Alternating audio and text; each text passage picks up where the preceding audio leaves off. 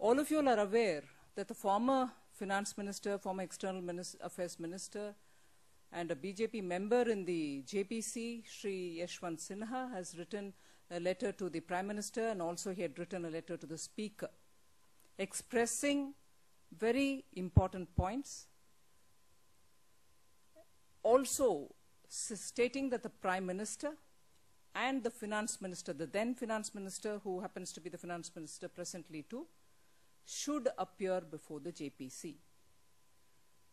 And this letter, as Shri Yashwant Sinha himself has quite frequently explained in the last few days to the media, he had to do this because the way in which the JPC is being stalled by the Congress, nothing seems to be happening in it.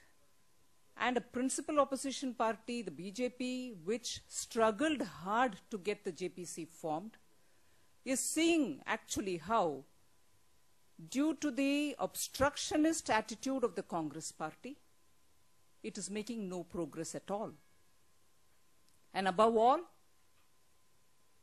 on Shri Yashwant Sinha's letter, we have senior Congress ministers coming out to say it is a political stunt, it is preposterous, it is above and over and above the norms, it doesn't comply with the norms of the committee, and so on.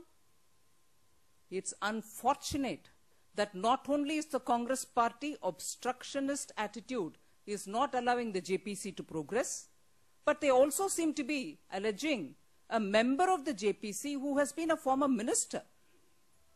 And he knows the norms. He himself is heading the Finance Committee, as all of you all are aware. Parliamentary committees have to work on consensus. And JPC, particularly when formed to look into matters, have had even Dr. Manmohan Singh appear once in 1992. It's not new to call ministers to appear before the committee is nothing new. And why is the Congress and Congress's ministers, why are they running away from committees? If they have nothing to hide, let them appear and clear all the doubts, instead of throwing allegations against senior members, against ministers who themselves are presently, former ministers who are themselves presently heading committees, and trying to remind them about rules, regulations, and norms of Parliament. Who is playing the political stunt? Actually, the media, may I remind, had come through with a lot of statements which Mr. P.C. Chacko had made. And one of the latest statements was that if Mr. Raja were to appear and if he were to be called, he will be the last. What does that indicate? What kind of a statement is that? I am not getting into the privileges of the parliamentary committees working or functioning, but these are interests of public interest matters. These are matters of public interest on which, as a principal opposition party, we are duty bound to raise questions for the sake of the public who want to know what is happening in JPC. The chairman also mentioned, and I again go back to saying that it was reported in the media, that if the DMK agrees not to have Mr. Raja appear, something to this effect, there was a statement, it was reported in various different media houses. I'll even read it to you if you want. If the DMK agrees not to have Mr. Raja appear, I mean, what is that statement? Is that not political stunt? You're trying to manage it politically? What does this imply? And you, in turn, allege a senior member of the JPC, a former minister, who has been repeatedly writing to you to say, please hold sittings of the JPC. Please let the investigation continue. When are you going to have? The last 2 months, it's public knowledge that the JPC has not even met. And the last 2 months are very significant because Mr. Raja, who is the prime accused in this case, has been repeatedly asking, I want to appear in front of the commission, JPC, please allow me. And when the prime accused, who happens to be a member of parliament, and on the matters which are being investigated by the JPC, is repeatedly requesting that I want to appear, and you don't allow it.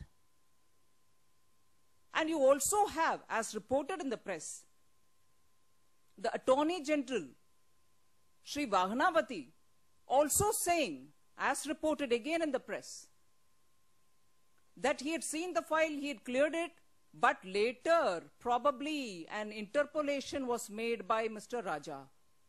If that statement was indeed made as is reported in the press, we from the Bharatiya Janata Party want to know if there is a clarification which has got to be obtained from Mr. Raja.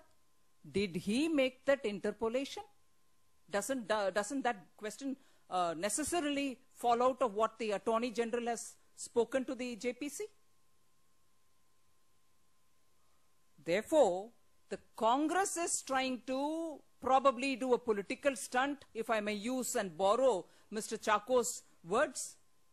And they want to allege that one of the members, which is Sri Yashwant Sinha, is by writing to the Prime Minister doing a political stunt. We are astonished.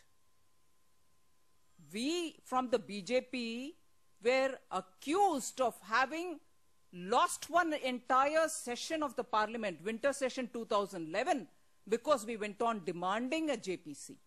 We were charged saying you've lost the, because of your demand, one whole session of the parliament was lost. Now when the JPC had to be given because of public pressure and because of the size of the scandal, you don't allow it to function.